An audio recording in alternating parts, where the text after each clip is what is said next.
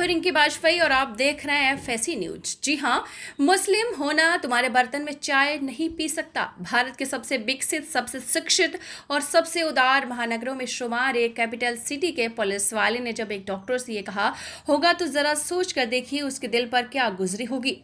हमारे समाज में मुसलमानों को लेकर राजनीति के रास्ते से जो जहर लगातार उड़ेला जा रहा है उसका असर कहां तक होगा, इसका अंदाजा लगाना भी मुश्किल है। आप यकीन नहीं करेंगे, लेकिन सोशल मीडिया पर वायरल तमिलनाडु की महिला डॉक्टर की आप बीती हम सबके लिए चुल्लू भर पानी में डूब मरने जैसी बात है। उस डॉक्टर का नाम है क्रिस्टियानिस रत्ना किराबा। उनकी ट्विटर प्रोफाइल के मुताबिक वो इंटरनल मेडिसिन की डॉक्टर हैं, यानी फिजिशियन, साथ में फ्रीलांस हेल्थ जर्नलिस्ट और इंटरनेशनल फेमिनिस्ट भी, यानी बेहद पढ़ी लिखी महिलाएं। उन्होंने 26 अगस्त की शाम 5:55 पर एक ट्वीट किया और देखते ही देखते ये ट्वीट इंटरनेट के संसार में छा गया। तमिलनाडु की क्रिस्टियानिस रत्ना किरवा ने दावा किया कि वो पासपोर्ट वेरिफिकेशन के लिए घर आए पुलिस वाले ने उनके धर्म के कारण भेदभाव किया। उन्होंने ट्विटर पर किए गए पोस्ट में बताया है कि पुलिसकर्मी ने उनके घर के बर्तन में चाय कॉफी पीने से इनकार कर दिया क्योंकि उनके परिवार के लोग अलग धर्म से हैं। डॉक्टर ने आरोप लगाया है कि पुलिसकर्मी ने उनके देवर को अपना झूठी कोल्ड ड्रिंक पीने पर मजबूर किया। उन्होंने एक्स पर जो लिखा वो कुछ यूं है: पासपोर्ट के पुलिस सत्यापन के लिए एक पुलिस अधिकारी मेरे घर आए थे। हमने उनसे सामान्य शिष्टाचार के तहत कॉफी या चाय की पेशकश की, लेकिन उन्होंने कहा कि वो हमारे इस्तेमाल होने वाले बर्तनों में खा पी नहीं सकते हैं। कांस्टेबल ने पूछा तो मुस्लिम होना। इसके बाद मेरी सास ने उन्हें कांच की एक बोतल में एक स्लाइस दी।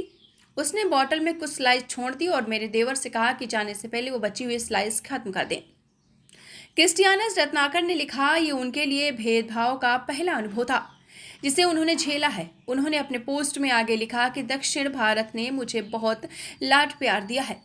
उत्तर भारत वास्तव में भारत की असमानताओं को दर्शाता है, लेकिन ये उनके लिए बहुत चौंकाने वाला और दर्दनाक था। क्रिस्टियानो रत्ना किरबा का ये पोस्ट धड़ाधड़ वायरल होने लगा। पूरी दुनिया में सैकड़ों लोग इस पर कमेंट करने लगे, शेयर करने लगे। बहुत सारे लोगों ने इसकी प्रतिक्रिया भी भारत की विविधताओं के बीच सामंजस्य की अनोखी बातों को भी सामने रखा। इसे लेकर बहुत सारे लोगों ने अपने अनुभव और कहानियां शेयर की। जैसे एक यूज़र ने लिखा, मुझे मुंबई में गणपति आरती याद है। उसमें एक मुस्लिम सहकर्मी और 2 कैथोलिक लड़कियां आरती किया करती थी। मैं खुद कई बार आरती नहीं करती थी, मगर वो करती थी।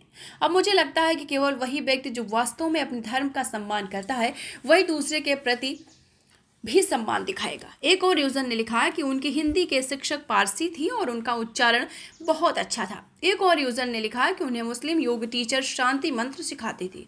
वो 20 मंत्रों के साथ सूर्य नमस्कार का बाकायदा एक चक्र करती थी। सभी का सम्मान हमेशा अच्छा होता है। किसी ने लिखा कि समाज अब बदल गया है। अभी कुछ साल पहले माँ वैष्णो देवी जाने वाले मेरे सहकर्मी पैक किए हुए प्रसाद के पैकेट लाते थे और मैं हद से खजूर लाता था। कोई भी चीज़ वर्जित नहीं थी। कॉलेज के दिनों में मैं मंगलवार की शाम को अपने ऐसे दोस्तों से मिलता था जो हनुमान जी का प्रसाद चढ़ाते थे और सब उसे खाते थे।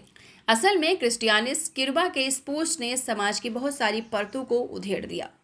जाति की परतें, धर्म की परतें, संप्रदाय की परतें, लिंग की परतें, मान्यताओं की परतें और इन सब से ऊपर मनुष्यता की परतें।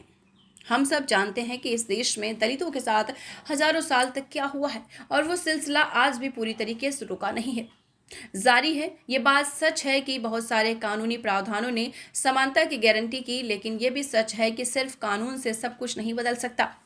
हमें सोचना होगा, क्या हम सब अपने भीतर के दानों को मारने के लिए तैयार हैं? जो दुनिया को तो समानता और न्याय के मंत्र बांटता है, लेकिन वो खुद इसे दिल से स्वीकार करने को तैयार नहीं है। क्रिस्टियानिस के रूबा सौभाग्यशाली है जो उन्होंने इस तरीके का भेदभाव पहली बार झेला। हमारे देश में ऐसे करोड़ों लोग हैं जो दिन में कई बार इस तरीके के भेदभाव और अपमान का सामना करते हैं, और इससे भी बड़ी बात तो इसे अपना मुकद्दर मान चुके हैं। वो किसी को नहीं बता सकते कि वो कैसा महसूस करते हैं, क्योंकि समाज के लिए, देश के लिए, व्यवस्था के लिए उनका कोई अस्तित्व ही नहीं है।